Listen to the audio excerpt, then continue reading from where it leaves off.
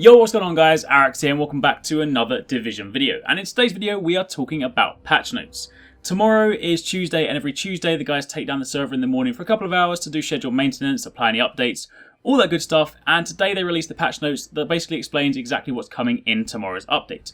And this is the first sizable update they've done since the game's launched, and there's some pretty cool changes here. So I figured we'd run through them, talk about the most interesting ones, and of course if you guys do want to read this for yourself, you can find a link to them in the description box down below. But if you guys do enjoy this video, then a like would be super appreciated, and comment down below and let me know what you think. So to begin with, the patch notes are broken down into different sections, so we're going to start with the gameplay stuff. First up, named enemies will now drop better loot in challenge mode than in hard mode, so that way there is actually an incentive to try and do challenge over hard. They've added a cooldown period for the static turret stun attack in order to avoid stun lock in PvP and PvE game mode. So basically, if you get shot by a turret, you're not going to be stunned indefinitely. You'll of course be able to escape after the first stun.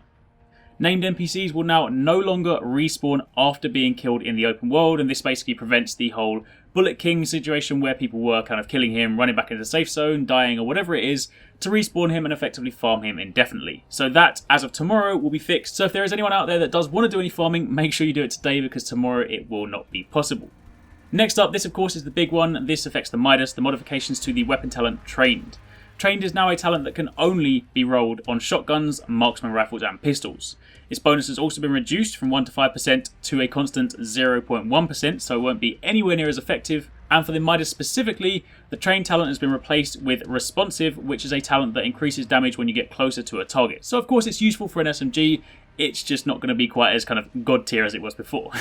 Either way, this applies to both the existing weapons, so if you have it already, or to any newly acquired weapons too. And for all regular SMGs, LMGs and assault rifles that happen to have had this talent, that will be replaced with a randomly picked weapon talent, and this applies to existing weapons and again newly acquired ones. The next block is a load of kind of quick fixes, but I'm going to blitz through these ones just super quickly. So they fixed a speedrun exploit for the rooftop comm relay mission. They fixed an issue where weapons dealt no damage if the reload animation was interrupted by an agent's skill. They fixed an issue where players become stuck in an emote animation if activated via chat while auto running. They fixed a bug where skill power would be increased permanently while using the death by proxy talent. There was also an issue where experience was not being awarded for completing all side missions in the Midtown East safe house area. That's of course been fixed. Instances where the Seeker Mine with the airburst and the multi-mine mod would detonate too soon, missing targets and causing no damage, has again been fixed. They've also fixed a bug where grenades would sometimes not display the blast radius or the warning destination area. They fixed an area where some NPCs in low cover would not react to being shot by the player.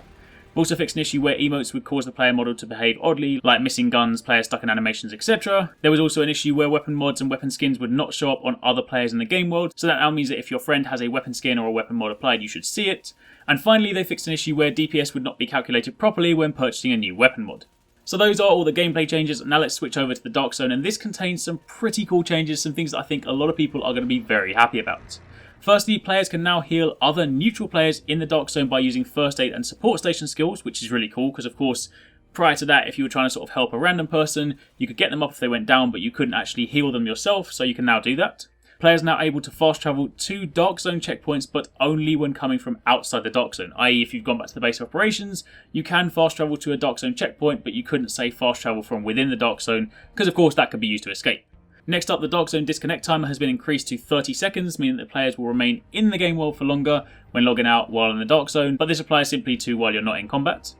Items that are extracted from the Dark Zone are now marked properly as new items when you move them to your inventory, so of course sometimes if you've got a new item you switched over and you have a load of things there, you might not have actually seen it because it wouldn't actually be marked new. That's now been fixed.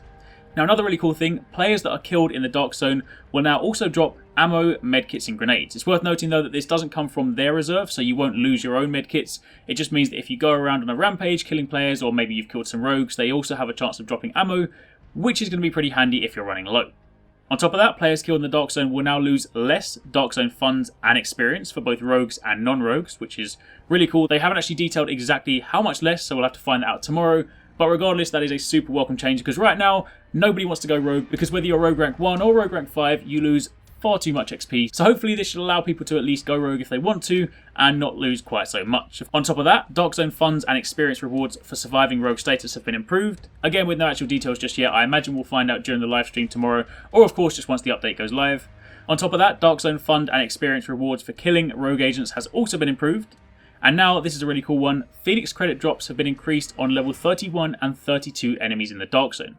It's still not back to what it was at launch week, so you're still not going to be getting 10 to 15 credits, but the way it works now is that level 30 enemies will drop 1 to 3 Phoenix credits, level 31 enemies will drop 2 to 4, and level 32 will drop 3 to 5. So if you are up in DZO 5 and 6 farming those level 32 enemies, you will get some more Phoenix credits for your trouble.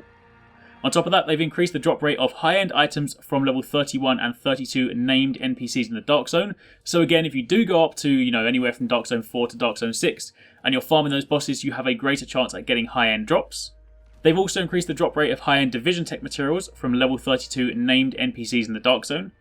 And this next one I am super happy about because, let's be honest, they were pretty irrelevant beforehand.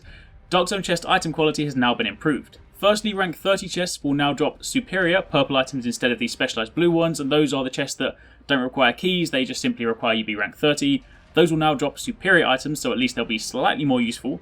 However, the cool one is that the key chests, as in Dark Zone keys, those now have a chance to drop high-end items. As you guys know, if you go around opening Dark Zone chests, right now they just give you money and they always give you a purple.